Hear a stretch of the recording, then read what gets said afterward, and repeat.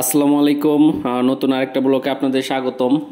সবাই দেখতে পারতেছেন এখানে সারি সারি সাসপেনে ব্যাপক রান্নাবান্নার আয়োজন চলতেছে এবং রান্না করা হচ্ছে। এই সাসপেনগুলোতে ভাত রান্না করা হচ্ছে এবং এই আয়োজনটা আসলে কেন করা হয়েছে সেটা বলতেছি আপনাদেরকে। এই যে দেখতে পারতেছেন অনেক ভাত রান্না করে এক জায়গায় জমাও করে রাখা হয়েছে এবং অনেক লোকজনের ভিড় এখানে। তো এটা আসলে একটা মজলিসের আয়োজন। বিভিন্ন এলাকায় এটাকে বিভিন্ন নামে চিনেন। এলাকায় কোনো লোক মারা গেলে তাকে উদ্দেশ্য করে যে খাবার দাবারের আয়োজন করা হয় সেটাকেই আমাদের বগুড়ার ভাষায় মজলিস বলে থাকে। তো যাই হোক, এই মজলিস হচ্ছে এটা এখন বিলুপ্ত হয়ে যাওয়ার মতো একটা ঘটনা। এটা বিভিন্ন সম্প্রদায়ের হাদিসের অনুযায়ী এখন এটা নেই। বিভিন্ন হাদিস চলে আসছে যাতে এই মজলিসের আয়োজনটা এখন কোনো কোনো জায়গায় হয় না বলেই চলে। আমাদের এলাকাতেও হয় না এখন, এটা ঐতিহ্যবাহী হয়ে গেছে। তবুও এটা কোনো এক হানাফি সম্প্রদায়ের। তো যাই হোক, আমরা সেদিকে যাচ্ছি না। তো এখানে প্রায় অনেক বড় সড়ো একটা আয়োজন, প্রায় 5-6 হাজার লোকের আয়োজন। এখানে রান্না বান্নার কাজ চলতেছে সেই সকাল থেকেই। এবং এই মজলিসটা হচ্ছে সারিয়াকান্দি উপজেলায় চর এলাকায়, বালুচর।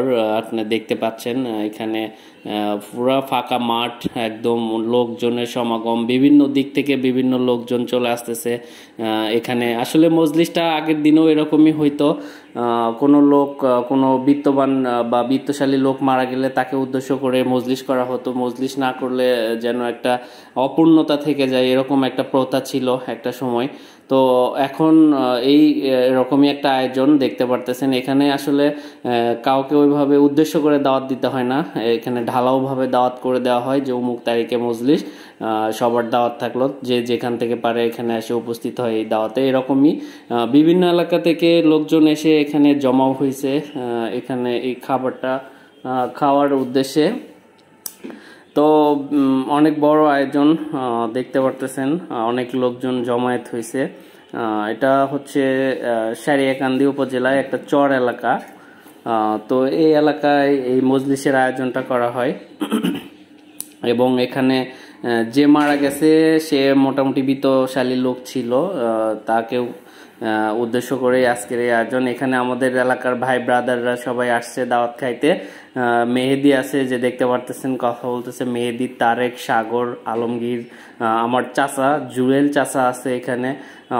ভিডিওতে আছে সজীব, ওকে দেখা যাচ্ছে না। যাই হোক, এরা দাওয়াত পাইছে কিভাবে, যে সজীব বের হয়েছে, এরা দাওয়াত পাইছে বন্ধুর